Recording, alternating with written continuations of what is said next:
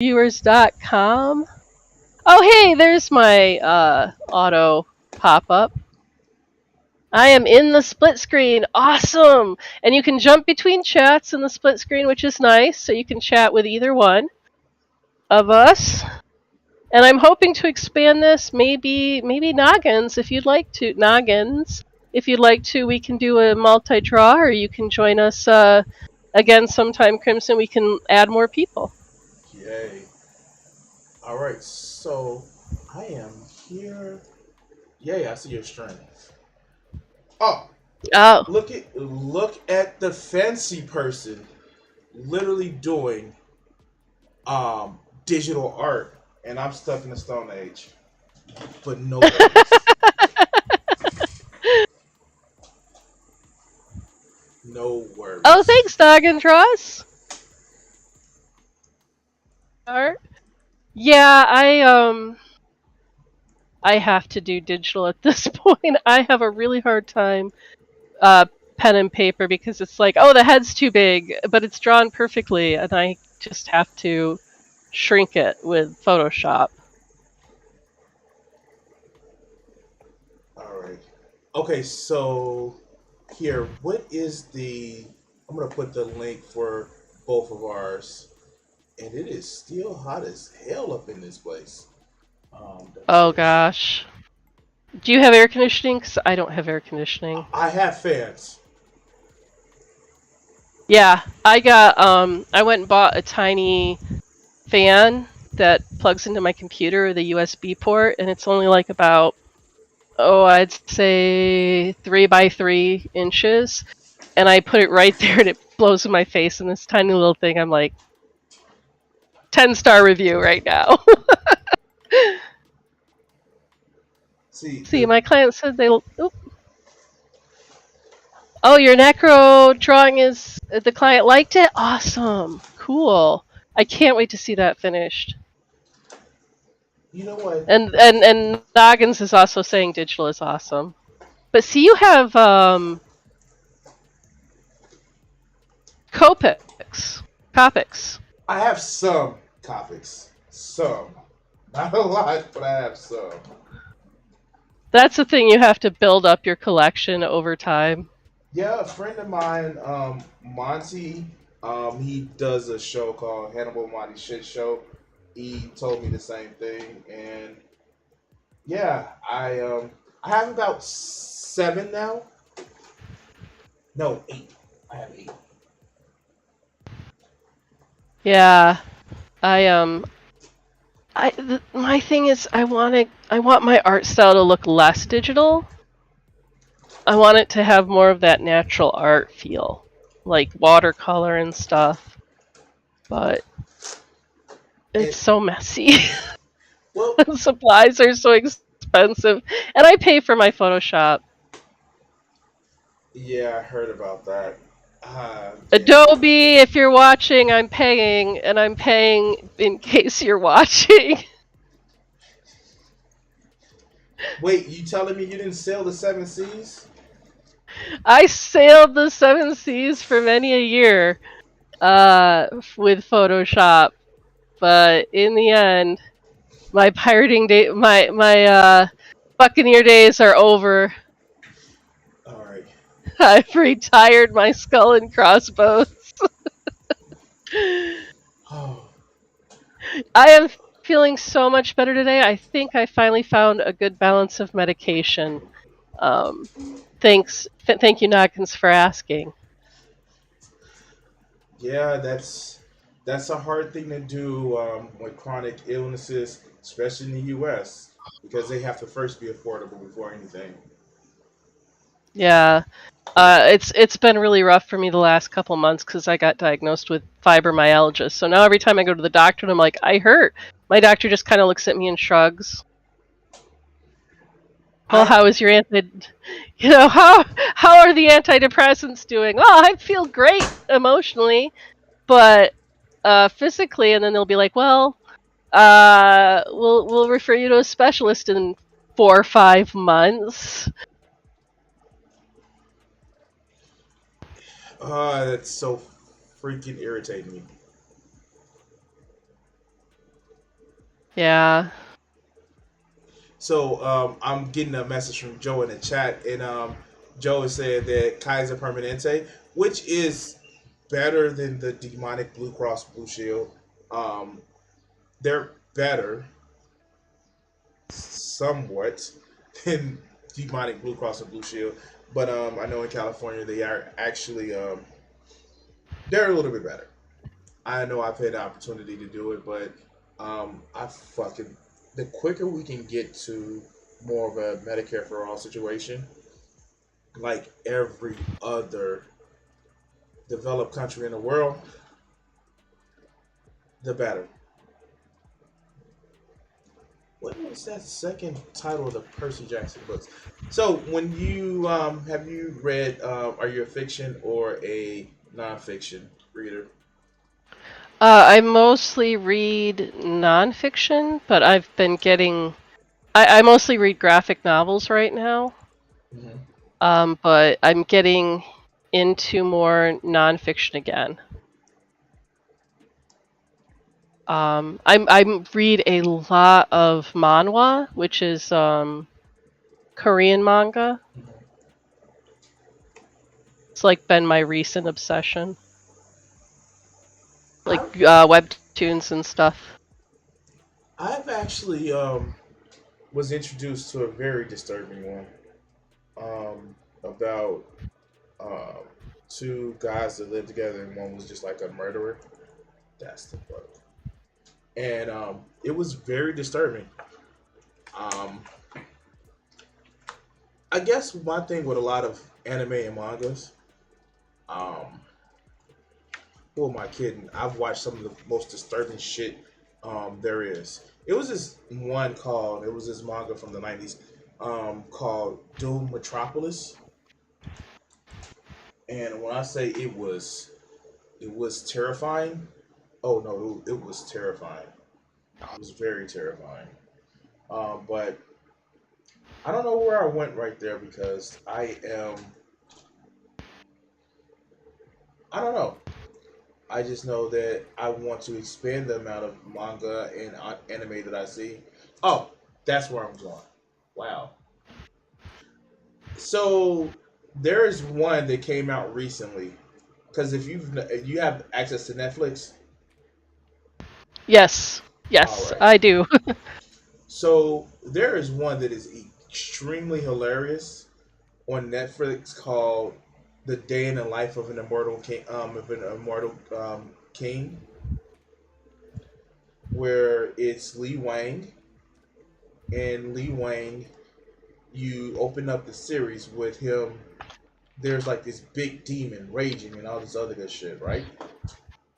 And Lee Wang wants him some specialized chips, right? He's about 5 years old, and like the flying swords are like the heroes. Think like Common Rider with magic, or here, what's a better one? Think like Super Sentai without the Hmm. transformation. And Okay. the main one comes and they're fighting a monster, this big frog demon, and they're getting their ass handed to him. And he's Lee Wang is just walking around to get his chips. The city is destroyed and everything else. And the frog demon is like, "Oh, a kid, I'm about to eat you." And the kid is just casually walking by, and he drops his chips. The frog demon goes to him, like, "Wait a minute, why does this kid have his own theme music?" And it's like this powerful theme music in the back. It's like dun dun dun dun, and then like he does a kick, like a bicycle kick, and like destroys the Oh. demon. But that's on the second time around. He jumps up in the air, spins one time, and then the second time he comes up and does a bicycle kick, and the demon is like destroyed. Now the main guy, he actually gets credit for destroying the demon, but he recognizes Lee Wang is like just a consummate badass, but he's 5 years old, and you come to find out Oh, like jeez. he's basically because it's a Chinese anime, and he's Uh huh. basically a incarnated Buddha, Oh, okay.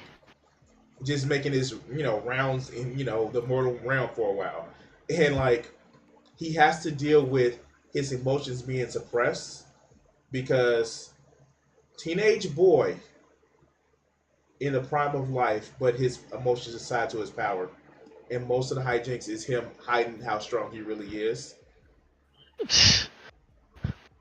and it's just hilarious. And the theme I song for have. it is awesome. Oh, the I think so far the most awesome theme song I've heard is for. Oh, is it? Uh, I can never remember the title, but every time, let me look it up. Um, um Noragami, which is that one's a good one. I would suggest Noragami. What is it about? Because I Uh, think I've watched that. it's about a god who God of Calamity. god of calamity, and where spirits become magical items that you Mm-hmm. can use as like weapons. I watched it years ago, and I went back and watched it a couple of like about 2 months ago. That one is worth it just for the theme song. I'm disappointed there's not a second season to it. I've looked at the manga and it looks awesome. You know what? It's a lot of ones that I've just thought were just awesome. Especially recently. Um, what is one?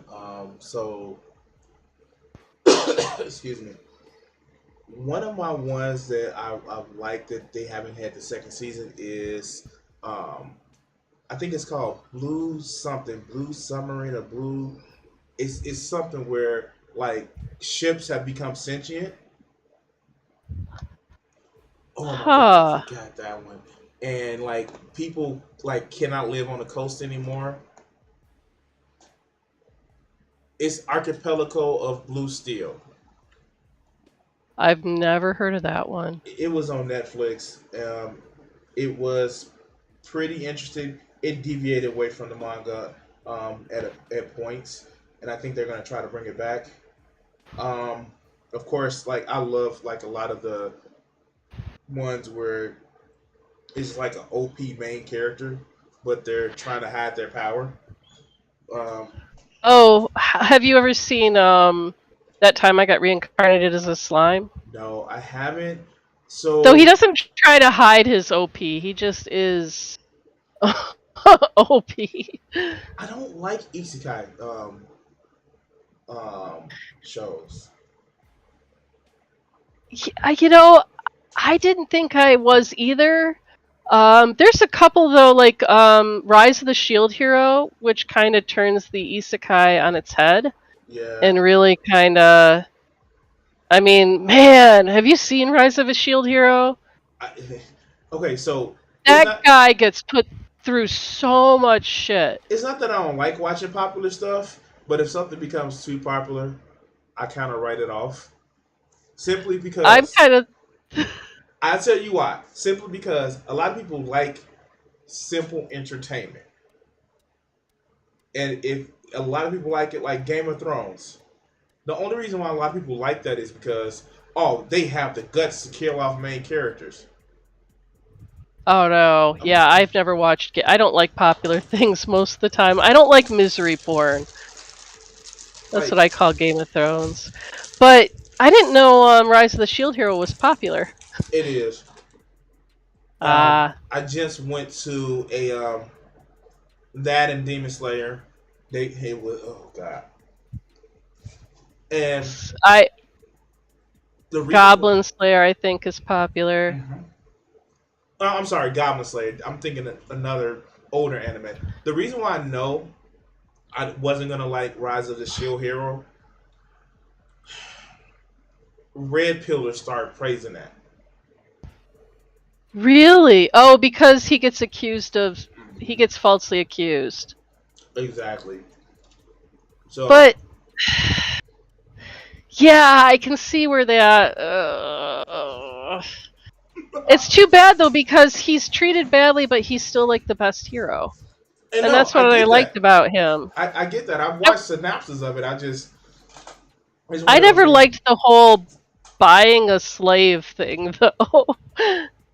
Like, even if you treat the slave well, that always made me kind of ick. So here is like how in Django, what's the name? Buys Django, and like low key, the guy who plays the dentist in that movie, Yeah. he his ego was his downfall. Everything he did was about ego. He almost blew their cover because I can't stand this. He hated Candy because this is not what real gentlemen is like. No, like, dude, you don't have the heart to play that game. You have a heart to be a killer, but not to deal with the horrors of slavery or shit like that. But before we move away from Isekai, I did watch ReZero, and I thought that was like, you know how you watch shit because you already invested. Yeah. It's trash. It is really trash, and everybody can see that Satilla is the elf chick that he likes. He's just from the future. He's already felt in his mission, and she's trying to make sure he doesn't. I know spoilers, but no, you can. I haven't even read the manga. I'm just know from what the just how they sound. Have you ever seen the one called The Hero is Too Cautious or Too Overpowered and Too Cautious? No, I haven't seen that one. That one is kind of a it really is was funny when I was watching it until like they reveal and then it gets really dark. But it's an isekai. Um but the main hero gets teleported and this goddess is supposed to help him save this world. But he is for some reason like he's super high leveled and powerful, but he's obsessively cautious. Like to the point where he like every enemy they fight, he like blows it up with like level 20 fireballs over and over again until there's nothing even like dust left and the whole like area looks like a Dragon Ball Z fight happened. So wow, that's yeah, Just to that's make sure the actually enemy's dead. so. A recent one that I've watched was Irregular at Demon Academy, and I liken that one to Misfit at Demon Academy. So have you ever watched the one Devil's a Part Timer? I love that one. Yes. Okay, imagine somebody with the because Mao is characteristic.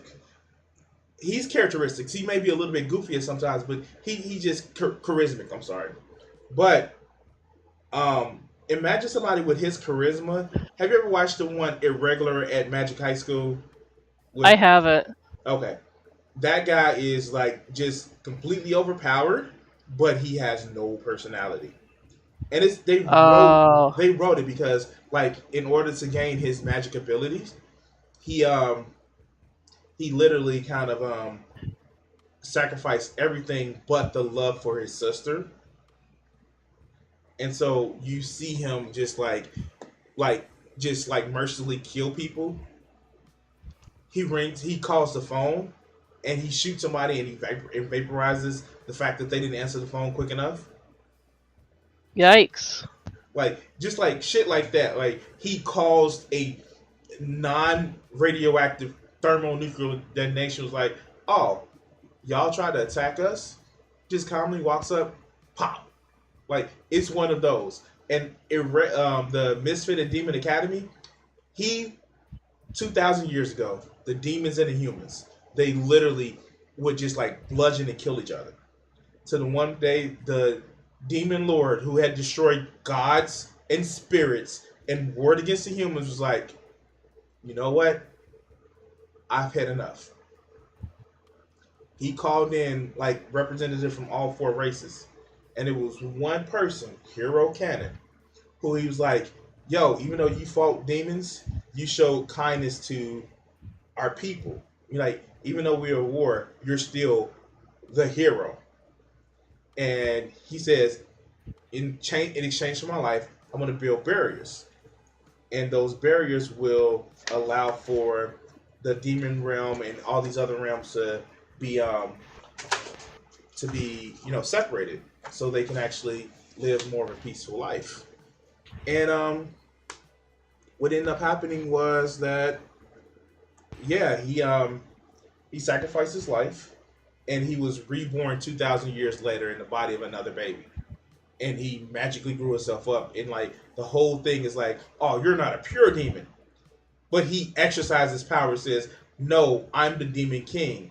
You find out that somebody actually took over, who like they changed history, and basically wrote him out of history or changed his name. They couldn't get rid of his concept, but they changed the name of the demon lord.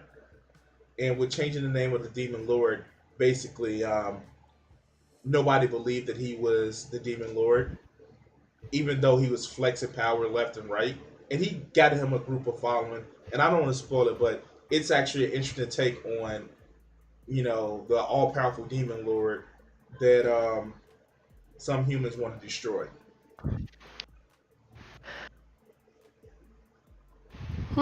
That sounds like an interesting one. They Noggin's Draw said they've seen that one. I watched a softcore porn called "How Not to Summon a Demon Lord."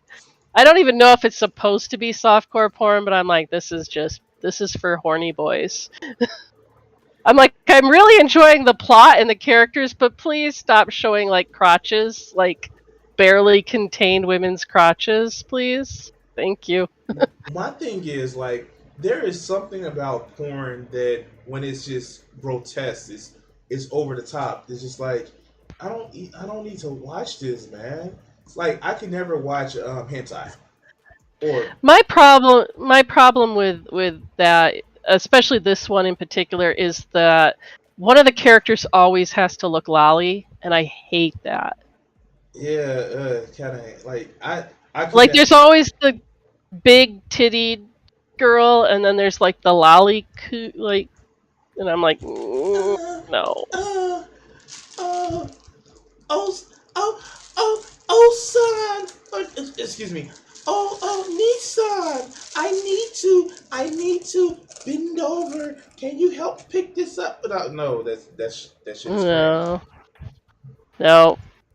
I mean, I'm not anti-porn or anything. I just uh, horny incel boy stuff. That's and the character's supposed to be a neat. He's supposed to be an incel, so it's like I can kind of get his, but the character in that, even though he's like a neat and everything, he like is being almost the one who gets assaulted constantly because he's like, I cannot touch them. You know what's funny? I recently saw hentai. Like I can't watch tentacle porn, but I recently saw this hentai. It was called I kid you not, I drink your cum. Ugh. So it was this. It was the way it started, and I wish I can talk about it. Well, I can talk about it. The way it starts is like it's this guy who sees this girl and he thinks she looks good, and so she's she invites him to like um the school kind of like supply closet outside, and she's a vampire that tries to she can survive off of bodily fluids. So you can see where this is going. Oh, okay. Yep. So she's like, "Well, can I just lick your sweat and get some essence, life essence from you?" And he was like, "Haha, funny." And he's a virgin. And she's like, "Well, if," and she like literally tries to knock him out and take the shit from him. You're like, "Well, I got something you can lick." And she proceeds to lick it, and he's like, "Oh shit!" And then like because she's like half succubus, she turns into a dom on him and makes his body does crazy shit. And like she literally drains him dry every day of the week of school because like she's got her a meal. And there is a troubling SAC that attempts to be done, but she ends up turning it around on the guys that try to do it to her and humiliates them. And I'm like, that's weird because, yeah. And like, I don't know how people get off to some of the shit that you see in porn. Most of them have never had sex. I really do believe that, unfortunately, access to pornography, and I'm not going to be like, purity or anything or Ben Shapiro type or whatever, but I do believe that access to unrealistic, like, you know, to pornography is bad for virgins simply because they get an unrealistic expectation of sex. You're telling me I can't learn how to have sex from porn? Yes. But Yeah. that's not what my older brother who swear he has a girlfriend says. I have experienced firsthand the tragedy of men who have certain expectations because of porn. I have had unfortunate relationship experiences that have actually traumatized me, um, because of I had two partners who I was their first, and I swore off virgins forever after that because they were ended up abusive about it, about me not living up to their expectations. Oh God, you should have sworn off virgins even before that.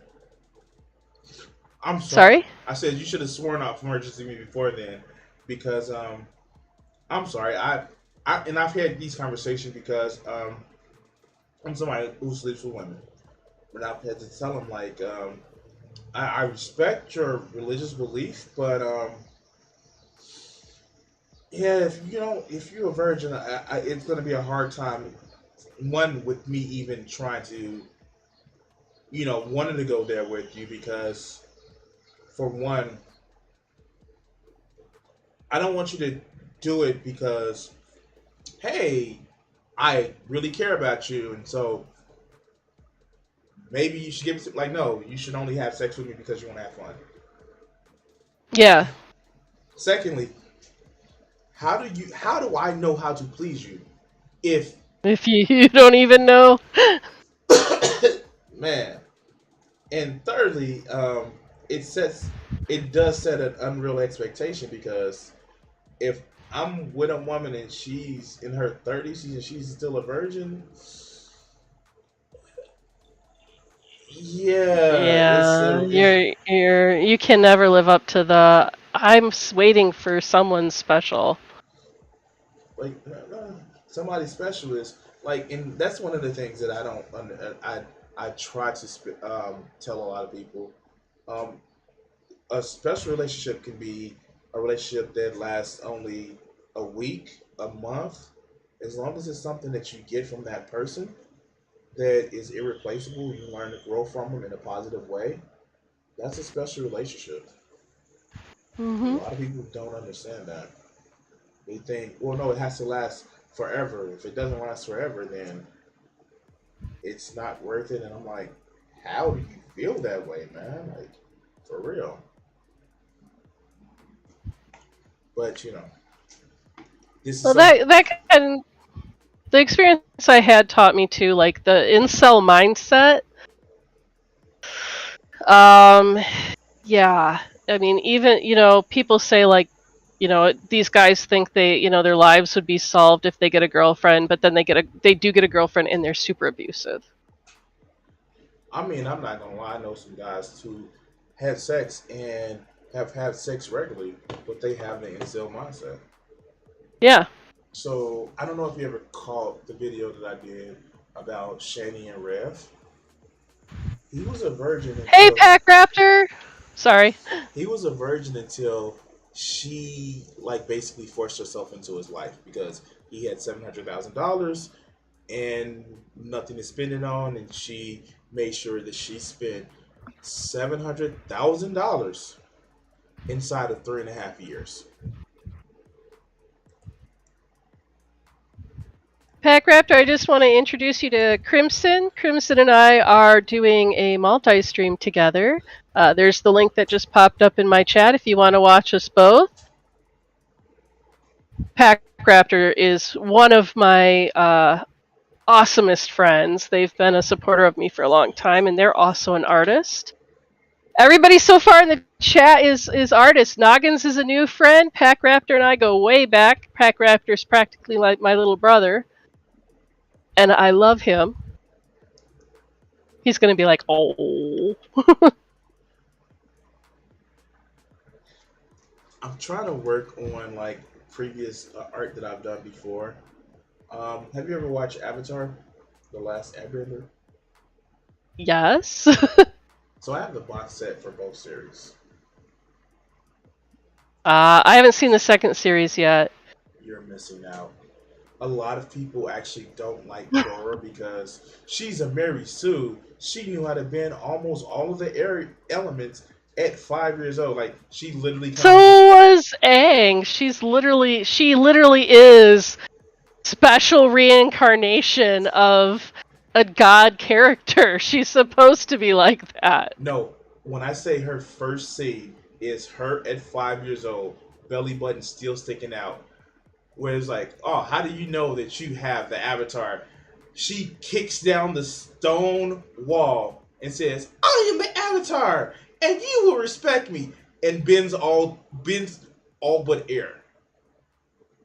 But isn't she Aang's daughter? No, she's just no. That's the thing. She's just the next incarnation. Now, throughout the story, you find out that, and it's like something that they tell in like a side story that, oh, when I was growing up, after they found out I was an avatar, me and Katara used to hang out all the time. She taught me healing, how to do water bending, because she was in the Southern Tribe, and Katara went back to the Southern Tribe. It's like it was, and you will see. She's like, yeah, and it was so much fun. And the only day that she wouldn't spend with me was my birthday.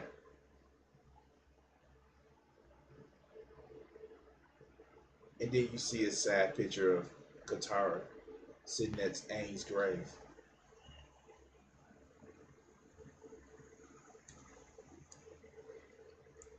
And it's just like, damn, you spend the time with the person that represent, in order for the love of your life to, in order for them to live, the love of your life had to die. It was not pretty. I guess I have to watch it. I am not doing this arm right. The armpit is wrong. Pack Raptor, fix it for me. Pack Raptor, engage. So, Pack Raptor does a lot of more beefy characters than me, so when I struggle with muscles, I summon Pack Raptor. Pack Raptor has a specialty of doing foxy boxing chicks. so Which by the oops, sorry. no, I was gonna say you. That looks like who is that guy? Zilgris from Hades. Zagreus. Yes, he Zagreus. is. Ah, see, me am smart. Yep, he's the first in my fan art series. I'm gonna do them all in corsets, and Zagreus, I was like, I gotta do him. I don't know why I picked him. I was doing Link first from Zelda, but one night I was just like Zagreus. So, He's everything I want in a hero. He's bi, he's delicious, he's sassy, but he's caring. He's so not the lone wolf protagonist. I haven't played the game, but I have seen the characterizations of him, and it's just like, corset, Tuesday. And Yeah, yeah. I He heard. fits. Go ahead. No, he definitely fits for a corseted character. Zagreus, I love him because he is not your typical lone wolf, cold macho character. He is masculine. He is sassy, and he has like this. There's definitely strength to him, but he's not like he's warm to people. He cares about people. He empathizes with other people's suffering. He shows concern, and his main goal is to be reunited with his mother. So there's definitely this whole like he's human. If I must get revenge, oh manly character. They wrote him so well as to be just this likable. He's sassy, but he's sassy back to his dad. But even then, he's like he cares about his dad and his lovers and his friends. I mean, he's definitely not a lone wolf. He relies on other people. There's no shame in it, and that's part of the main mechanics of the game. Is relying on others. It takes me back to Alucard when he's around other people. Like, if you have you watched Castlevania series? I want to. I've heard it's really good. So when he's not around people, he's it's a point where he's living in the castle by himself. He is just like the consummate drunk and sad and depressed. But when he's around, like, because Trevor Belmont, who he absolutely hates, but he absolutely respects as a friend, like, this is at a point where Trevor and I forgot the speaker's name. They leave to do more adventures, and he creates dolls of them. Oh dear. Wilson esque. Uh, I'm sorry, I'm not paying attention to chat. Hello, everybody. We have our resident nihilist in the chat, Wajita. And Oh. if you know Uh, anything about him and his critique of drawing, he probably is enjoying the way you're doing the muscles on your drawing right now. You've seen some of his work in the Discord, right? I'm not certain if I have. Okay, so I've looked at the Discord, but everybody's name is different on Discord than what they do on Twitch, which frustrates me. so in My the name is the same everywhere. Just so everyone knows. chat, if you look under in the Discord, the visual art, he is um uh, the one that says BB Bean Bean. Basically, if you see what was the one that is one of the ones that I really um make fun of him for, and I actually use it in the stream, but it was the uh here Can't believe I'm Buff spending all Mommy this time on Raven. an armpit. I need to learn to move on. I'm sorry, I'm listening. I'm just like armpit from hell. No, no, it's fine. Here, I think this is it.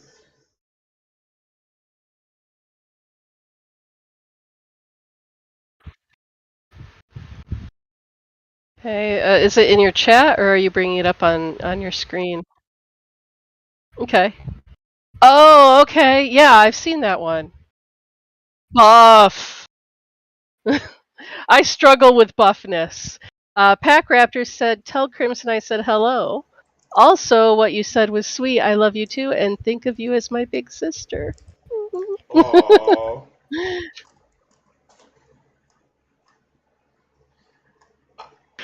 Yeah, if Pack Raptor ever gets into your Discord, they will share their Foxy boxing stuff, which I think Wajita would really like. one of my things is like, and especially with the Discord, I try to actually keep it where everybody's welcome. And I'm somebody who's on the left. I'm not gonna lie about my standings, but I'm also somebody who, let's face it, I grew up in the '90s, Mm-hmm. and growing up in the '90s, um, you've had to learn how to I've deal with been a lot there. of. You've had to learn how to deal with a lot of stuff. I'm not saying that you should ever deal with bullying or deal with things like that, but I think a lot of problems with that I see with the online left and it hurts my soul that some people are on the online left because of what they identify, not because of what they believe, and that leads them to do the same behaviors that they would criticize somebody on the right, like super language police, and I'm like, it's just as condescending, and I don't want to have that in my Discord, but I also don't want to have people that who actively go to hurt people's feelings, except for when I'm making fun of Vegeta, and like he can make fun of me, and like that's the type of shit that we do to each other. Ah, sorry. Yes, now it's right side up. um, I kind of get that. I think as long as people are respectful, I understand too, like needing a community and not having anywhere but the left to go to. But I try not to police language too much. I try to police my own language. I believe that's more important. Like I'm trying to get rid of some language that I use. Like you grew up in the '90s too. Lame. Ooh, someone just got a follow. Or Yeah, is that a sub? that's a follow. Wait, no, wait. Which one was that one? I have no idea. I have so many questions. Pack Raptor, I think, just followed you. Yeah. Thank you very much. Oh wow. What, babe? The door to the apartment? Yeah, but I turned the air conditioner off. Okay, so again, just like how twisted this man's mind is, No, Foxy not too loud. Boxy, if involves furry things, I'm not gonna Well, like I'm it. streaming. I don't think it's furries, Vegeta. But knowing your propensity for crazy things. Sorry about that. My partner just came home and I had to greet them. Everybody say hi to Eric. No, it's fine. Eric says hi to everybody. Why hello. No, it's fine because like, real life comes above streaming life. And I think that's another thing that how long have you been streaming? um, gosh, I started before COVID. So 3 years now, but not like Eric says hi to everybody too. um I haven't been like ever well focused on it. I have a lot of problems with productivity. And you were talking about the other day how, you fight with procrastination. I fight with it too, and I fight with being oh, there's a term for it where you do things on a regular basis. Consistent? Yeah, consistent. But I do have some awesome loyal followers who are always there for me, like Pack Raptor. Usually, I have when I stream, I also have in my Lonely Artist voice chat on Discord. But because we were doing a multi-stream, I was going to do just the two of us. Um, But Pack Raptor would be somebody who, would be, always joins the voice chat and always has very great things to say, especially when we start getting political. I really do appreciate Pack Raptor's insight and thoughts on a lot of things. See, for me, um, They're a millennial, so look, it's I actually get upset when people say those millennial kids, and I think I'm 40, dog. Like I'm not a kid anymore. Like wouldn't you be Gen Z or no, Gen X? I'm right on the cusp of millennial. I turned 18 in Uh 2000 in 2000. I graduated yeah, '98. I've never understood the blaming the millennials for everything because it's like it's really all the boomers' fault. but at the same time, it's like, really, it's just late stage capitalism. I mean, it's not even anybody's doing. It's that capitalism is failing. It's not the fault of the millennials. It's definitely not the fault of the millennials. It's not really the fault of the boomers because it's not really like like my mom doesn't control the economy. It's the fault of the heads of capitalism and the So fact that we have hit late stage capitalism, which doesn't work for anybody. one of the things that actually is very interesting, if you notice, what happened to Gen Z? Nobody pays attention to us anymore. We just don't exist because we didn't really do anything. But you see my point, right? You see my point. Gen Z gets erased, Yeah, and it's I've said that multiple times before as someone who's a Gen Z, and my stance is Gen Z actually did a lot. It's just we didn't do stuff that was popular, like for normalization of LGBT folks. We paved the way for, um, you know, it became normalized in my generation that racism, for the most part, my generation is we believe racism is bad, inclusion is good, um, a lot of and these bigotry were had to go underground.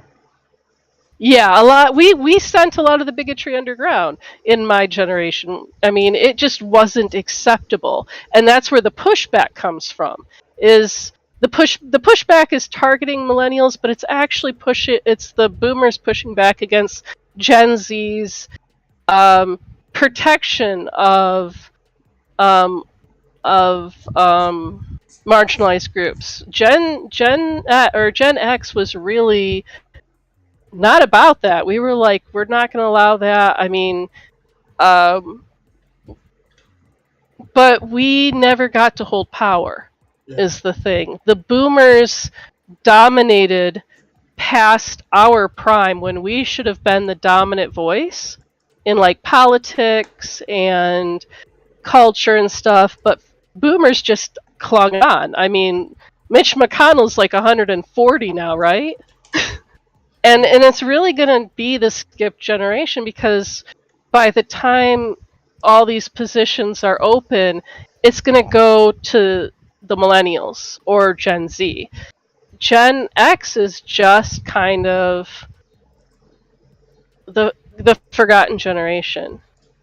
and it's sad because like now, one thing I will say, I coming up in different communities, there are some issues with that because I actually in African American community, a lot more Gen Z people are really traditional, but for the most part, it was that breakaway from that boomer mindset. It was that breakaway from just the I don't know how to say it. It was a breakaway from the well Ronald Reagan was a shit president.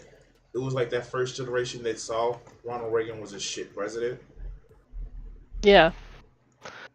And really we kind of I think Gen Z's real or Gen X's, I keep saying Gen Z. Gen X's real contribution was making a space and a foundation for millennial marginalized people. So like particularly the LGBT community. I think we built a foundation that the movement now, the LGBT as it is, could not have existed. We were the generation that accepted women's rights as just being true. Like, it wasn't. My mom couldn't. When my mom divorced my father, she couldn't get a credit card in her own name Yeah, because she no. was a woman. She couldn't sign a lease in her own name because she was a woman. And that was like 79. I was born in 78. That was like my lifetime, women couldn't do that things, but I grew up with the expectation that I could go to college, that I can, own my own business, that I can have my own credit card. And there's just it's just this normalization of civil rights. The normalization that Jim Crow was over, because it ended in my parents' lifetime, and I think that is our contribution, is just this is how the world is, accept it. My mom remembers when the neighbors came to my grandfather when she was a teenager, and a black couple had bought a house in the neighborhood. And so in response, the neighbors had gone around and all of them had signed a contract saying that they would put in their lease that their house would never be sold to a person of color. It would never be sold to a black person or a Hispanic person. It would be in their lease, so whoever bought it wouldn't be able to sell it. And my grandfather said no. He said, they have the same right to live in this neighborhood as I do. They love their kids. This was his stance, always. They love their kids as much as I do. They have the right to live in the same neighborhood I do. And they were never again invited to any, neighborhood events. They were ostracized in that neighborhood because my grandfather refused to promise never to sell his home to a family of color. And that was in my mom's lifetime. I don't think the majority of Gen Xers would ever expect someone to come to your door and ask you that. That the very thought of that is shocking. The fact is, I heard a story recently about how this man and this woman who moved down to a community in Florida. It was actually a video done by Adosa Buckley. He was making fun of him, but irreverent as it is, well, we don't get invited because we said we don't believe in the homosexual lifestyle, and like everybody shunned us in this neighborhood now. It's like you don't say. And this was 2021. Yeah. Like, you dumb fuck, you're on an advice column saying that, well, I don't see why they don't like us. You just moved to the neighborhood. Bigot. And yes, exactly. You just let your bigot flag fly, didn't you? just couldn't wait to. Yeah. Yeah, I mean, but to me, I think, as frustrating as is, and as frustrating as, Gen X, during Gen X, I'm not saying we drove racism underground, but during my generation, racism did become a thing that was not something that you proudly declared. And I know it's made a resurgence, and that's, in my opinion, utterly disgusting, but I still believe, because it's so normalized, I do believe that the majority of my generation finds that behavior abhorrent. Even if they participate and practice in it, I think they know deep down that, they know they're not appreciated, or even if they think they're right, they at least know that they're unwelcome in society. It's those people that It's those people that, why are you teaching critical race theory? Right. Why does it matter to you, dog? Because it's gonna make people feel bad about their heritage. If you feel bad about learning that there was racism, and Bull of the Fifth Column actually said it. It's because you're identifying with the bad guys. Yeah, I love Bo. Yeah, I never felt bad about being white. I never felt bad about, and I learned, I was taught, slavery in school and stuff, the truth of slavery. And I've learned even more than what we were taught, the horrors, the true and absolute horrors of slavery. The way American slavery was. I did never felt like, oh, I'm a bad person because I'm white and I have this shared history. And I felt like, well, thank goodness it's not like that anymore. and the thing about it, You know? no one actually should. And I've actually, and I can say this, I've actually lost potential relationships from somebody actually saying that, well, no, these, it's about the white people. And I was like, the ones that did it back then are dead. Well, they never apologized for it because they're dead.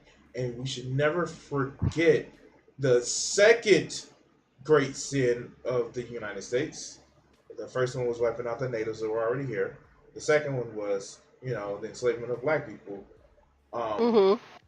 but like, at some point, you have to say, not, oh, I forgive you from the hatred, from the past things. It's like, okay, it's not useful anymore to be mad about the shit. What are we gonna do about it? Either do something about being upset about it, and not the, you know, genocidal thing that a lot of people want to do. Either do something like where you resolve it, or you kind of yeah, you kind of, I don't even say shut up, talk about it, but do something about it. Don't just be the, well, yes, this is a bad thing and you're bad. Like, no, do something about it. Like, and one of my favorite persons from history, besides King and a current living historical figure, Cornel West, but Fred Hampton is just like, yo, okay, we can either keep getting mad at people and say, oh, they're bad, and in some cases work with the KKK. Hello, Marcus Garvey. Or you can just say, let's work together with all the poor people because there's more poor people than there are the rich people. And um, to put a quote from Mark Blythe, um, they have to understand the Hamptons are not defensible positions. That's another thing people talk about is like Martin Luther King was killed when he started talking about The war. class rights. Well, Well, and class rights exactly. about, you know, um, Pack Raptor posted, and I think this is a good point. As it is, and it's like, you feel bad about racism? Imagine how I feel about it as an African American who experiences it every day. Hold on. It's what I I hear millennials start to normalize mental health because we recognize the trauma we went through more. Yeah, you guys are doing a lot for that. We need more mental health. one of the funniest things that I've actually like really had to tell people, like, okay, so it's no racism. Want to trade places, and as much of the shit that he is now, right now, the skit where Dave Chappelle says, "How about from one day, the people that do white collar crimes go through the criminal justice system that black people go through?" Yeah, And that was enlightening. Now Dave Chappelle right now is a shit that thinks yeah. that, like, I want to tell you the problem with a lot of these comedians. I can't tell the same joke and get the same amount of laughs. So, Yeah, but it's the same joke. Come on, attack helicopter joke. and you And it it's I don't yeah, freedom of speech. We just don't think you're funny anymore. that means you have to like me. No, Freedom of speech means you have to laugh at my bad take jokes. No, you're not being funny, you're being a bigot.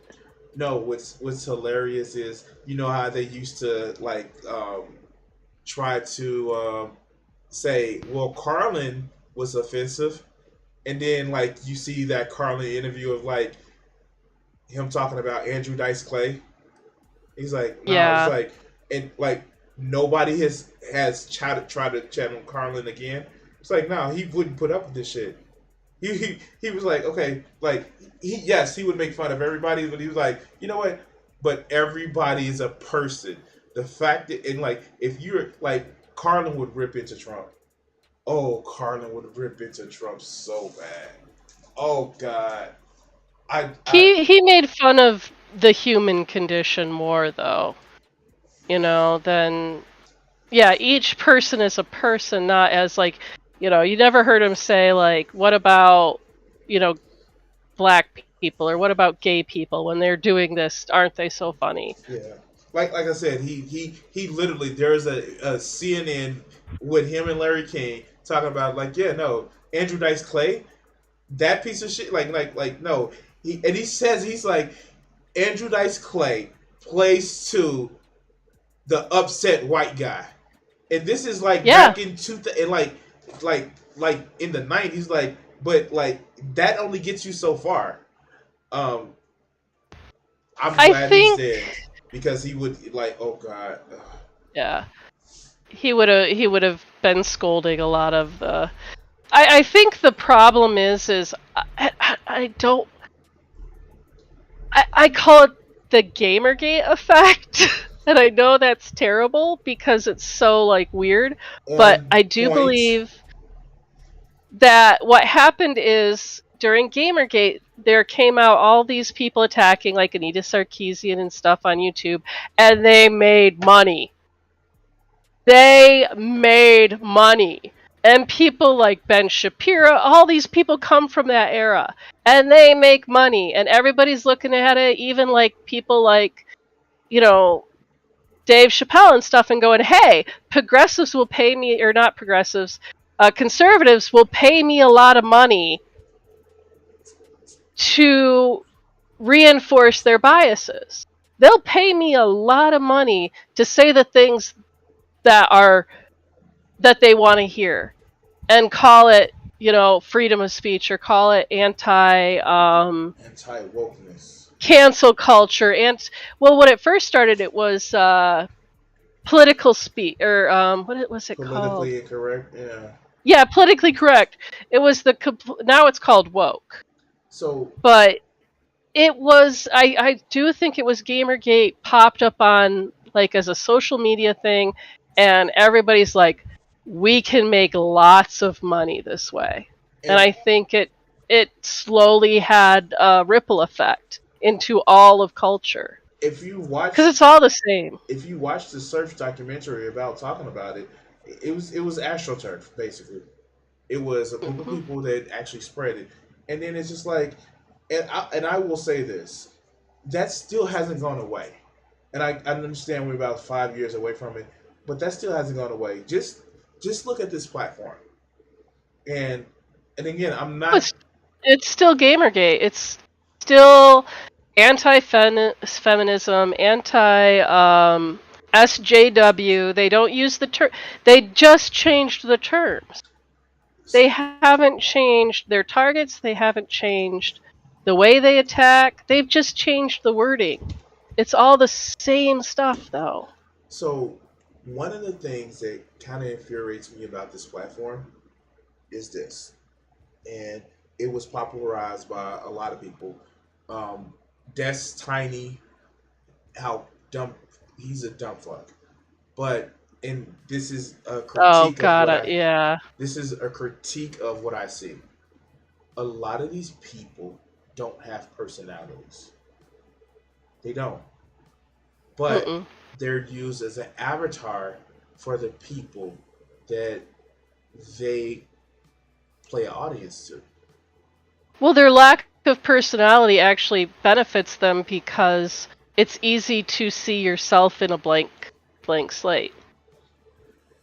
It's much more easier for these uh, bigots and stuff to gather around these people because they don't have personalities either. Their personality is, I'm a white guy who likes video games.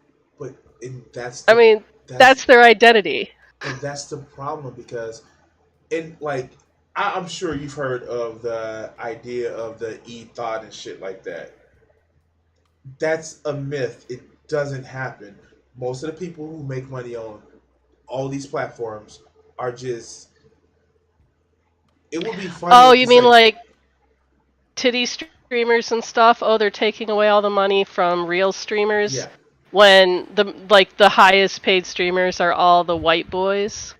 And the thing about it is, the sad part about it is, it's like it's almost as if like and I don't want to say it. I don't want to make condescending, but it's just like you have no culture, you have no personality, in a sense, because it's been filed down for conformity to be in the suburbs and not stick out. Like, how many times did you, like, growing up, was it, no, you better be cool, you better be part of the crowd? And these people actually took that shit to heart, and it has made them with no personality. And it's just like, I mean, I grew up in. I didn't grow up in the suburbs. but you know the I suburb grew up type. in. Yeah, I do. I grew up in the rough part of town.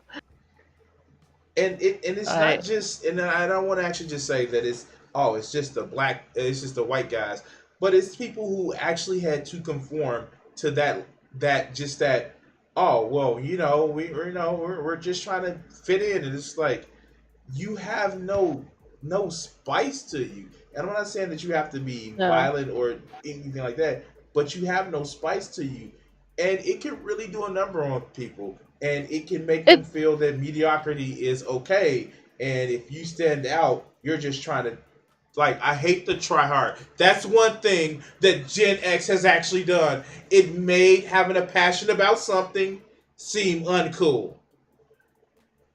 You guys are guilty. but we had this. We weren't allowed to care about anything. Just be cool, man. Don't have a cow, dude. Just chill. But We were the don't care generation. But you know what? Here's the thing about that. It's the same thing I feel about people who read the Bible. They were the people who originally came up with it were in on the joke, but the people who weren't originally there, they thought, "Oh, is this just the way things are?" It's like Yeah. you're in on the joke. Like how many people have lost the ability to understand what sarcasm is Oh yeah. or satire? Yeah. I mean, like I love The Watchmen. I look at it and see it as a critique that all these superheroes, all these heroes, all these masks, and even the most powerful one are just all broken people. But there are people who look at the Watchmen like, yeah, Rorschach is cool. Like, no, No, Rorschach Rorschach is is a fascist. he's not only a The people fascist, who like that he's don't insane. get they don't get more. They don't get what Moore is saying. And I do not like Kosh, the director of that, because he loves Zack Snyder. Zack Snyder. He's a fascist, and he takes and he twists more stuff to make the villains the good guys. Rorschach was not supposed to be someone you cheered for. He was supposed to represent. None of them were. They were all bad people. The only one that was meant to seem kind of relatable was Dan, and that's Yeah, because the the Alan one, Moore. yeah, the one flabby, the one that actually just like, and like the one that was just like, yo, I kind of like, I don't see why y'all finding the thrill about this shit. I'm just trying to protect people, and everybody else was just like the comedian. I mean, like, let's just be honest. The comedian was just like a A more rapist. neutral as far as character spectrum Joker. Like, it's in his name. Well, yeah, I mean, they were all representative actual. It was a takedown of superheroes. They are all representative of actual, like, of Batman and stuff. Doctor And Manhattan was a take on Captain Atom.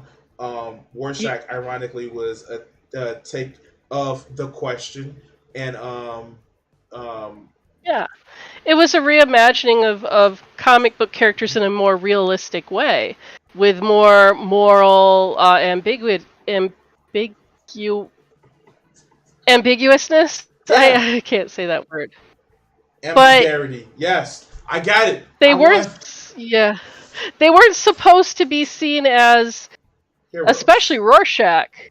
Rorschach, I mean, he was described as someone who never bathed, who's, he was, and that's why, I hate to say it, that's why they like him, is because he was the incel. He hated women. He would have, if he didn't become a superhero in that world, he would have been a serial killer. And you know what? And the thing about it is, what like He was the yeah, he was bad. there's some of it like I can't blame him for. Right. I mean, like, But but that's Moore's work, right? yeah. Is like even the villains are relatable. I mean, V for Vendetta, V is not a good guy. Oh no, no, no, no, no. And he's also very insane. He he Yes. he tortures. He like literally tortures Evie. And Yeah, and there's a suggestion that he allowed other women to be murdered because he was waiting for the right one. Like he set her up to have that happen to her. she was Like 14 in the story. yes, yes. Which is where Alan Moore starts to creep me out because of his sexualization of minors. And like, yeah, um, that was that was a thing that happened. And also V wanted to fuck Lady Justice. Yeah, a V. Yeah, there. That's where I mean, I hate to say it. That's where some of these interpretations of Alan Moore's works are just don't capture it right. This is not 300. I think did Alan Moore do 300? I know Um, that same director did it, and they turned it into a fascist wet dream. I mean, I loved the movie 300 because of the graphics of it and stuff, but when you really look at some of the commentary and the messaging, it's like, no, he didn't. Okay, thanks, Pack Raptor. Who did 300? Frank Miller. I am Oh, Frank Miller. of Okay, course it would be fascist because it was written by Frank Miller. yeah, Of course it would be fascist. Mm. but it's yeah. I mean, I need to be better on my. I'm just getting. I'm getting into deeper into comics. Like I definitely was more of a manga. Um, the comics I read are mostly like graphic novels, things like Persepolis and um, Heartbreakers. Blue is the most beautiful color. Was Uh, that actually good? I tried to watch the wait, not blue is the most because I'm thinking blue is the warmest color. Um, the French film because I actually Maybe watched that that's the title I'm thinking of. and it was actually pretty good. I know they kind of it was a couple things that they couldn't do, but it was pretty much a good film of just two people actually caring for each other. Like I was Yeah, the graphic novel is beautifully tragic. And it just is a beautiful story about two people in a relationship. I mean, they're it's a lesbian relationship, but it's two people in a relationship over years, like a lifetime almost, because and who have mental health problems. And one of my I things know. that go ahead. I'm sorry. Oh, Did I lose you? if you're seeing this and you're already on Twitch.tv, please renew your okay, I need to It sounds like I'm having trouble with your stream here. I'm just gonna renew. Um, I thought it was The a 20% nice. needs to listen because if It's there's on one, my they're going to find recommendations something at out. the The library Hamptons is not a Thank you for the where I donation. work. Thank you for the donations. Thank you, Noble. Thank you. Those go a long way. Um, but because like I, whatever people say about Netflix, I know they like Netflix is woke now. They've never really been. They just been about showing money. I'm getting money. Yeah. The Diary of a Nymphomaniac. Oh my God, that was actually better than what it should have been. And I'm upset that I didn't get to watch part two of it. But just hearing somebody's story about how they feel about somebody and feel about the way life kind of like led them to what they were, and Shia LaBeouf. I'm sorry, Shia LaBeouf. Shia Actually, LaBeouf. actually did that really well, even though he didn't need to. I mean, like Mr. Transformers. Um, Uh, you know what's sad, right? When they recast the whole people from Transformers, and they actually had they had have a good night, Noggin Straws. Thanks for joining the stream. Looking uh, forward to seeing you again soon. Sorry. no worries. Thanks for joining.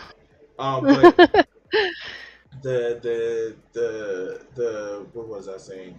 The um the whole thing about him doing that like the not him the Transformers when they recast it to have Mr. Mark.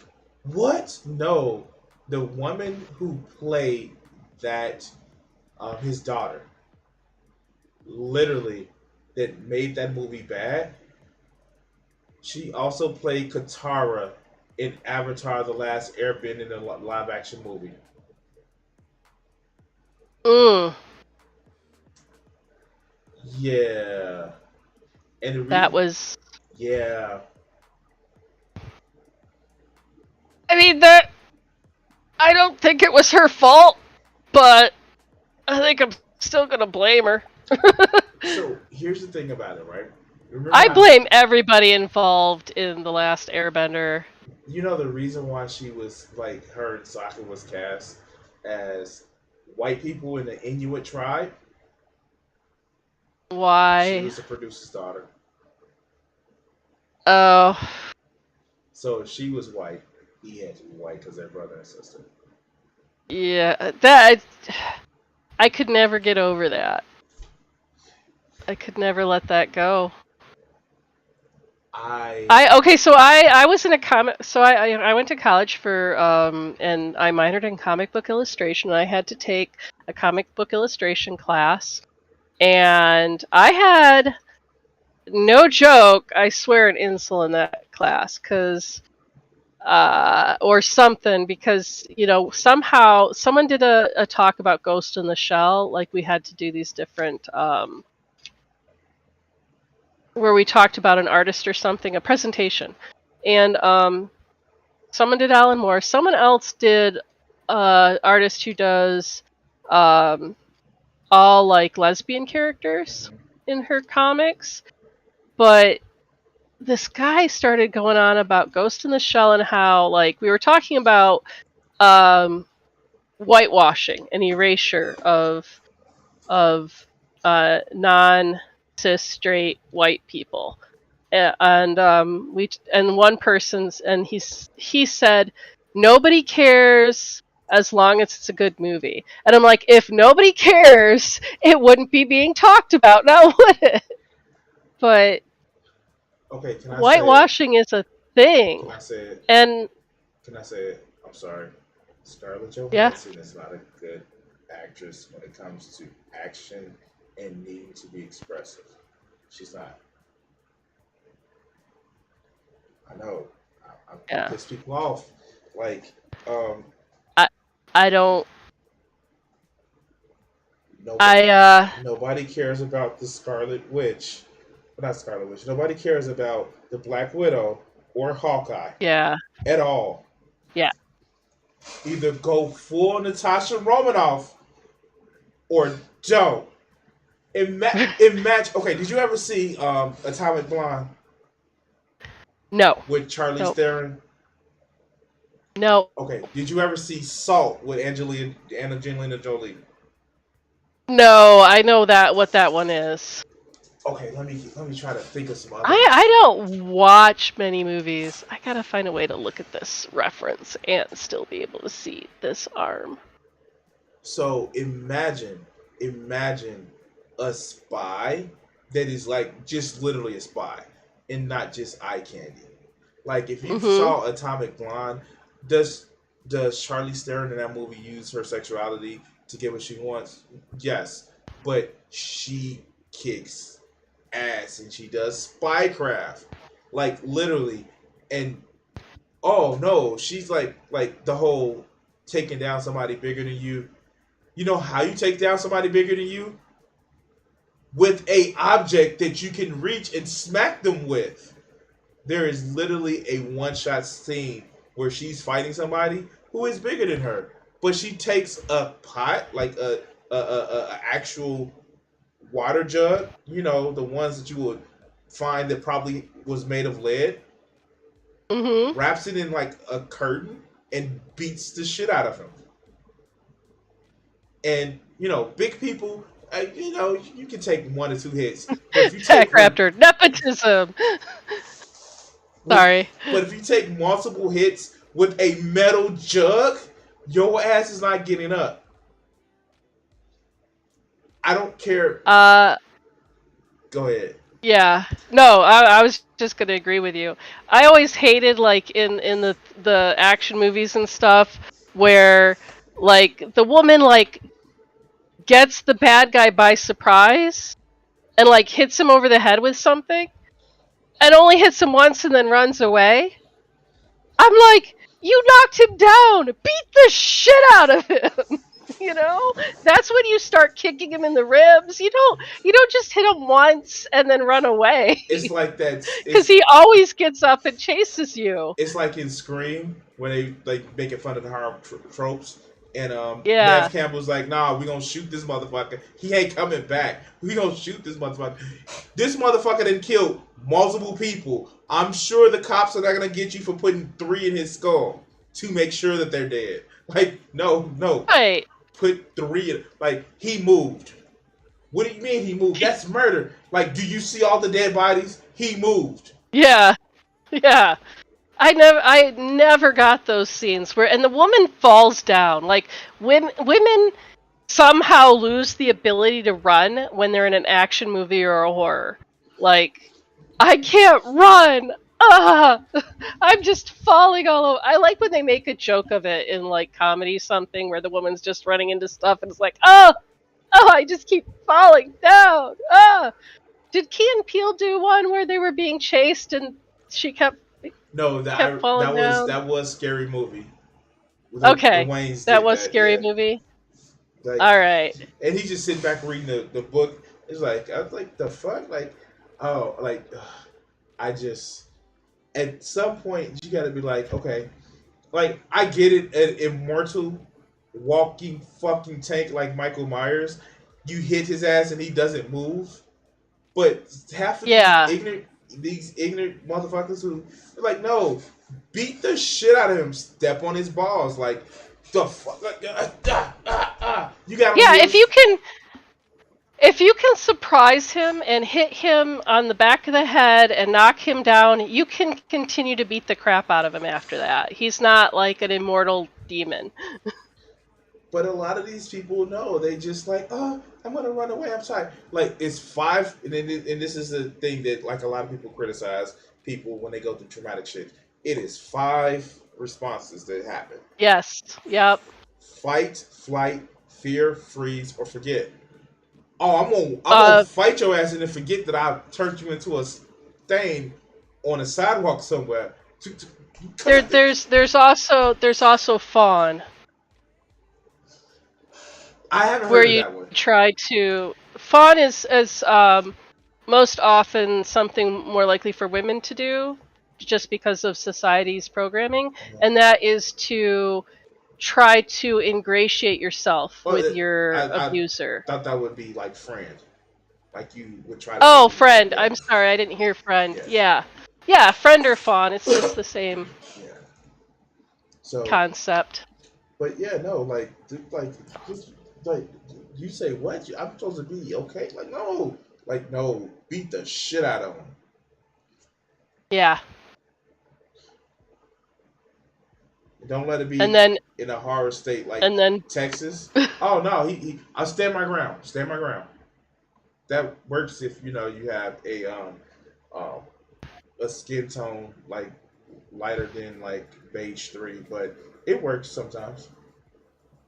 yeah, no, stand your ground laws were written for white people. Of I course they mean, were. uh, uh, uh, uh, uh I'm sorry, a person of color trying to stand their ground gets arrested. The sad part about it is it was one right when the George Floyd thing. I'm not George Floyd. The fuck George Zimmerman thing happened. and it was a woman who was being menaced Mhm. by her by her ex, and she took the gun I and shot it remember in the that. air, and she got like time, and it's like he actually had history of being abusive towards her, and there's like nope, no, no, no, no, no, and it's like, and then right after that, it was a guy who they were playing I'm loud music. I'm sorry. We have to put this paper bag up next to your face to see if you can actually use that defense. Man, I went there. I'm sorry. you know what? And the thing about it is, it's Go for the knees. Big guys have bad knees. Everybody, I have bad knees. I'm more of my complaint is that it's how the movies decide to portray women as completely helpless. Like I understand, like in the moment, I would not judge a person for reacting as they do in an actual moment of fear. Like whether you run, whether you fight, you know, I won't judge a person for reacting in a traumatic situation. But I do criticize how movies always choose to represent women. I think what, and this what actually gets me too, and I was just having a conversation with somebody about it. A lot of people actually, I hate to say it, get the way that things are supposed to work from how movies are, Oh yeah, and they that think, whole toxic get her, win her back by any means necessary. and I've literally actually, and I know I just recently did a video about the Hollywood is dead and morality killed it. A lot of people think that what was it, the Hayes Code or the movie code? They think that where you evil always has to be punished in the end. That's not how real life works. Evil, And it used to be that you could only portray a gay character if they suffered for their gayness. or That used to be. you couldn't make fun of cops or the clergy. Yeah, yeah, that was a thing. And it kind of I led mean, to, there was also the comic book code too. yeah, I know that one too, but like comics was just like fuck you, like really in the by the set that was put out in the 50s, by the 60s they was pushing it, and then like they were like just outright pushing it, oh it's not a comic, it's a magazine. That's why a lot of that's why Tales from the Crypt was still popular, because it wasn't a comic, it was a magazine, it was an adult magazine, so they can show the shit. So hard to draw buff characters.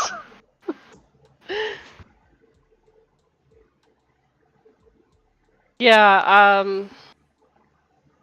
the comics code though really came about because they wanted to self-police. They didn't want to have to answer to another authority. The rare time where it actually mattered that somebody wanted to self police and actually did things right, Yeah. I don't know if they actually did things right though. Some of their stuff was. huh? Well, have the appearance of doing things right. Do you remember we talked about this because I had to take a for my degree in comics I had to take an English lit class that featured comics and we had a long talk about the history of oh gosh, what's his name? He was popular at the time. He had his own show. Cage, something Cage. Nick Cage? No. Luke Cage. Yeah, yeah.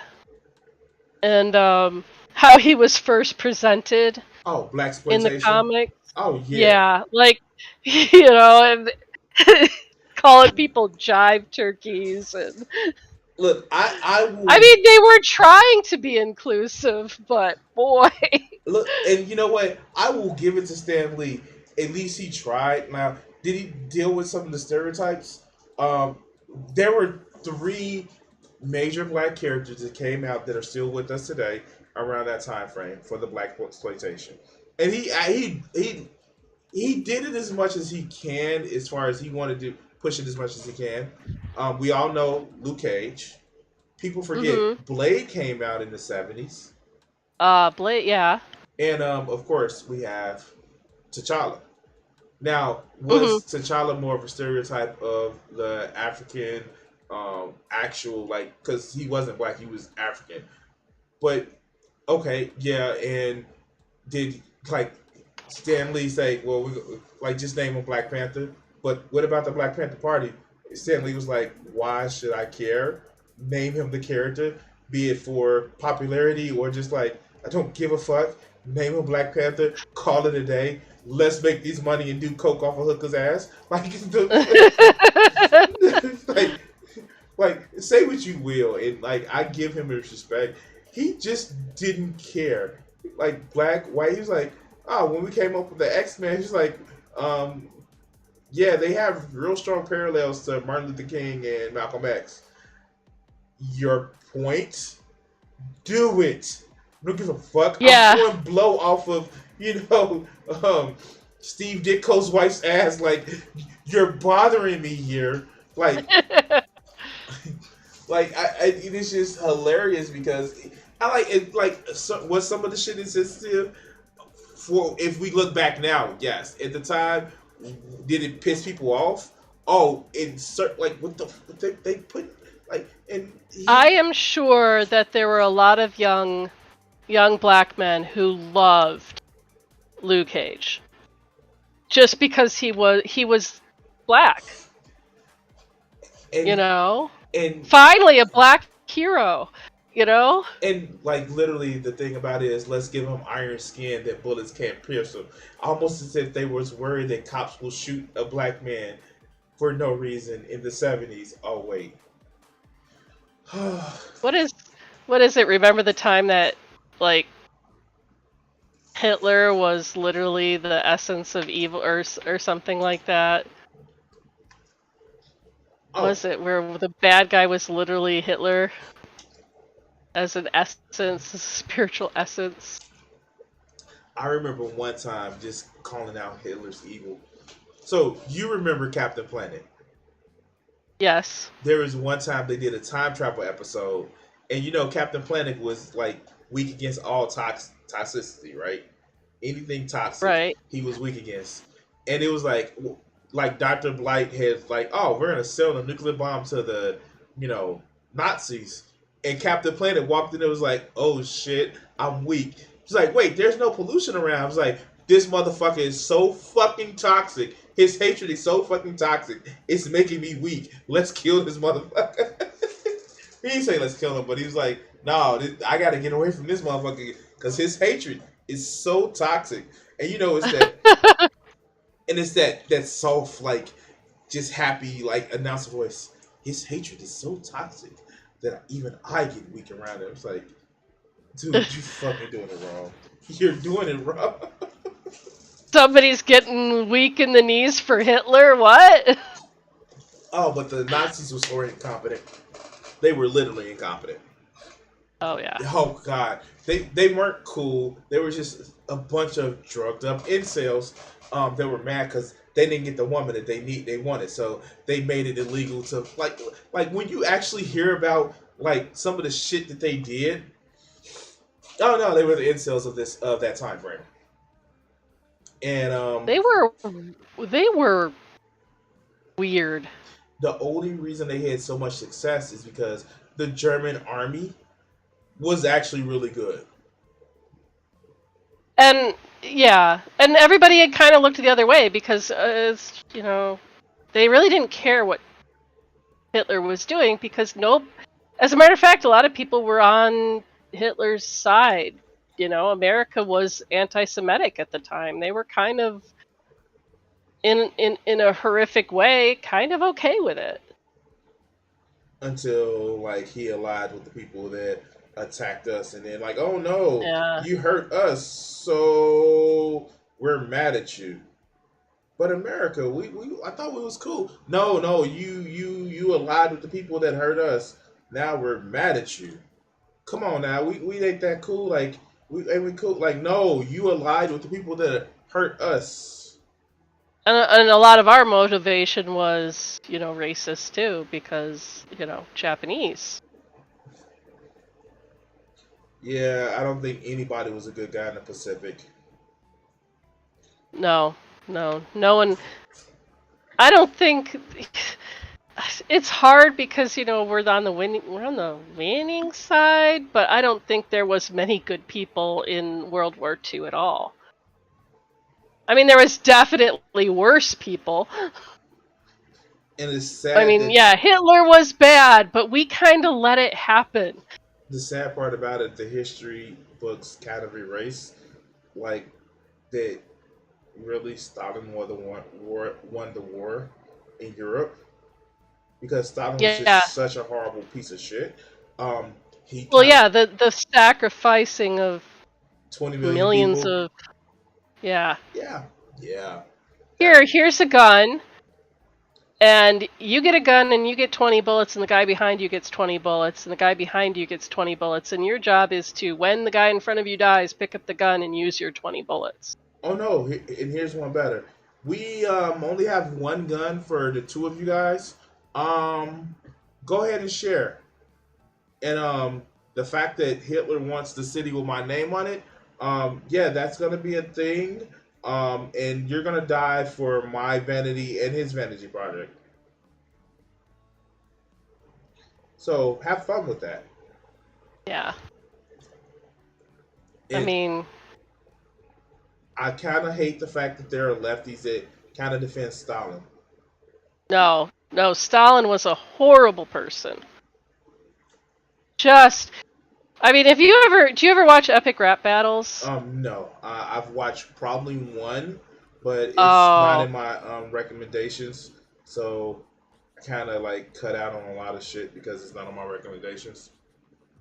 oh, you didn't like it, or you just don't get it recommended to you? I don't get it recommended to me. Oh, you gotta. They do one on Stalin, and yeah, a lot of it is true. I mean, he killed it. He let his own son die.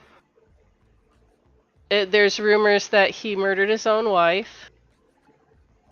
Well, that just makes him a European, European ruler.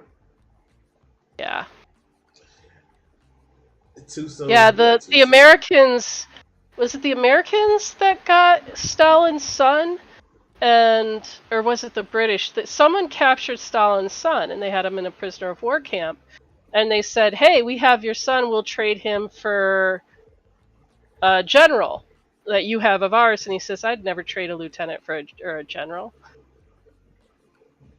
Son, I And can his make son to his to son died in prison. to quote to kind of paraphrase another quote.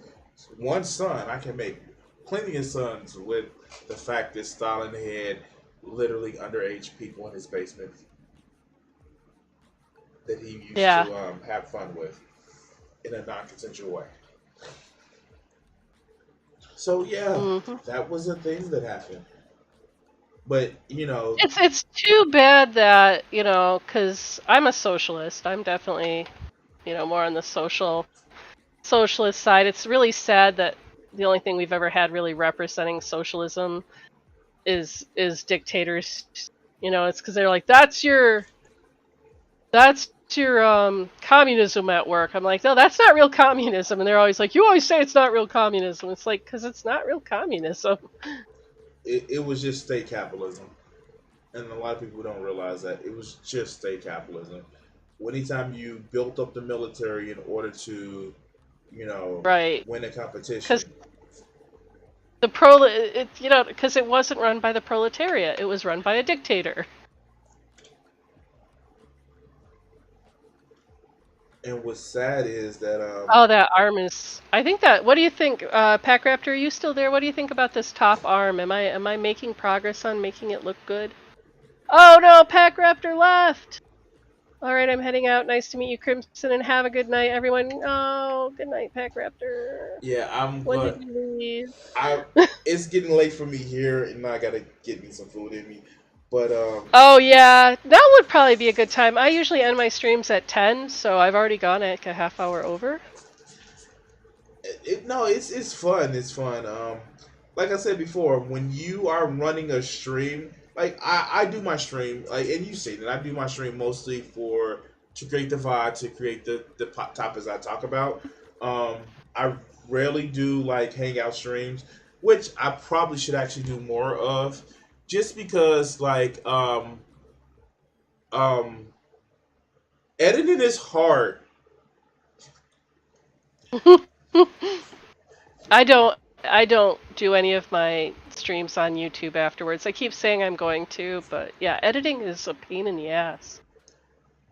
And I've actually kind of like gotten to a point where I kind of actually I've actually made it where I have got a system worked out, but it's still one of those things where it's just like, if you like, I could never be a video essayist. I would like not have to have a job to be a video essayist. Oh yeah, it's a 40-hour a week thing. And I know that there was a big brouhaha over the essayists versus the streamers. And I think like what happened with a lot of that, it kind of like made both sides. Like some people who do streams actually can do a video essays, and some of them are actually surprisingly good. But I hate the whole, well, you're an essayist, and I mean you're a streamer, so you're dirty, and it's like, let's get you in front of 5 people live talking about a topic that you're just not responding to chat. Let's see how fun that is. Let's see how easy that is. Yeah. And I've made some No. scripted videos, and those aren't exactly easy. So I respect them for that. But when you looking down on somebody because they have just a different media than you do, because you feel that you're better, you're missing the point, dog. I'm sorry, I went on a little rant. No. I I mean, trust me, as a woman stream, or well, as a femme appearing streamer, you know, I hear it all about, I never did the booby streaming because I don't like appearing on camera. But hearing other people say things about, women streamers are invading this space and they don't have a place here. Yeah, there's elitism. I just want, okay. So one of the things, and I'm gonna cut it after this. One of the things that Yeah. I've actually said, and I've been completely honest and naked about, is I want to have more people of color on YouTube. I want to have more Yes. people, even people I don't agree with. There are black people that I feel should just shut the fuck up, not because they can't speak, but because their points are stupid. But I will never take the value of them having a voice. I think we should normalize a lot of shit, and I'm always point to this fact. Okay, so Will and Grace, the show was just garbage to me because I didn't like it, and I was probably the wrong demographic that I was showing it. But like the whole idea of 20 something people that go through relationship dramas every week, and like, how many people in New York can you date every week? But that's just a different story. But it's just like, it was different my target audience, but it actually helped to normalize to say, hey, people who aren't straight are just like people who are straight. They're just people. And this normalization of the LGBTQ community before, the current brand of the Republican Party, it was it let people know that they're just people.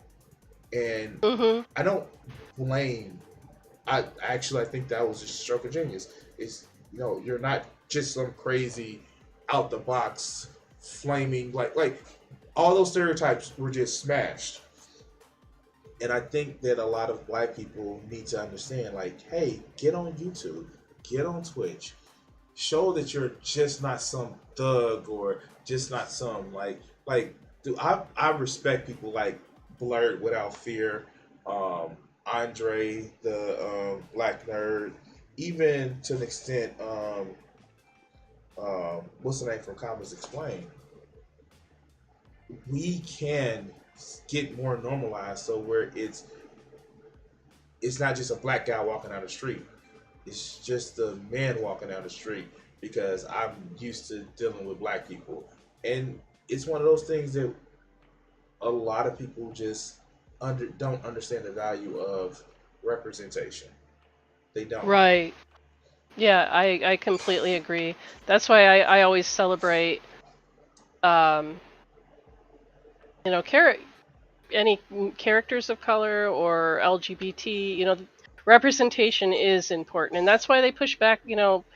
That's why the Conservative Party pushes so hard back against it, is because they know that. They want to pretend they don't, but they do. Yeah, of course. That that if you consume more diverse media, you're less likely to be a bigot.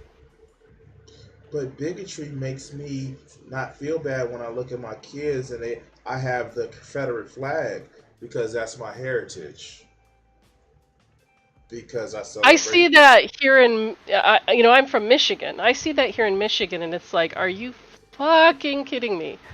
Michigan was like one of the most aggressively um, anti-South states. I mean, we were the place where people escaped to escape slavery. Michigan hated the Confederacy. It's like, it is. If it's here in Michigan, either you have to be from the South or you don't know your own. You know. It was like between it was three states that just like hated the Confederacy: Michigan, Massachusetts, and for obvious reasons, Illinois. And it I was mean, most. Michigan was so. I mean, I only know this because I know Michigan history because I'm from here. But Michigan was so aggressive about it that the U.S. government had to put limits on how many legions Michigan could send Oh no, no, because they kept sending more people. and that's the thing. Like, and I know that because history. And the only reason, like I said, the only reason Illinois is because Lincoln was our guy, and we had to stick by our guy. Massachusetts hated the South, except for them boys in Boston. But that's a different story. But Massachusetts hated the South. They was like, y'all fucking up our production, man. Stop this shit. But Yep. it was just like one of those things. Was just like, why are you celebrating traitors and treasonous motherfuckers? Not only that, I losers. losers. Yeah, why are you celebrating your heritage of being a loser? So your heritage is being a loser. Okay. Well, Yeah, I can see that. you made the joke before I did. I guess I knew where you were going with it. Okay, so thank you for allowing me on your stream. It was Well, fun. thank you for coming. I'm glad. We should do it again sometime. Would you be up for if I invited more people? I look. I'm always up for any discussion because for some reason, like I don't like to talk, but I do like talking. Yeah, I'm. Uh, Everybody thinks I'm very sociable, but that's only when I have to leave my home and force myself to be. The funny part about it is, I should get tired of talking. I work for a call center, so every day I'm I work in talking. a library, and people like to talk to library staff about everything. That must be so fun. I love my job. It really is great, and the recommendations. I wish I read more. I am not as good of a reader as I would like to be, as I feel I should be, especially working at a library. And now, Mr. Johnny Come Lately, Mr. Wajita said, of course, he wants to draw. Yeah, of course. He sees me and he thinks, yeah, I'm going to draw because I'm going to outdraw Crimson. But anyway, all right. I do want to say thank you for, again, letting me allow me on your stream. I'm about to go grab me something to eat and, thank everybody who's watched on both channels. Yeah, thank you, everybody. I had a great time. I'm Here, so glad you agreed to do this. let me actually put your channel link in my description Thank you. because, you know, I suck at self promotion, but I am great with other people's promotion. I'm the same way. That's why I invite people on. I'm like, I will promote your channel, and then somehow my channel will receive promotion. It's karma. All right. Well, good night, and thank you. Yeah, Look, good night. look at that. Thank you. Look, Thank you very let's much. just put it up right here. Look at that, that lovely man, that lovely strong man.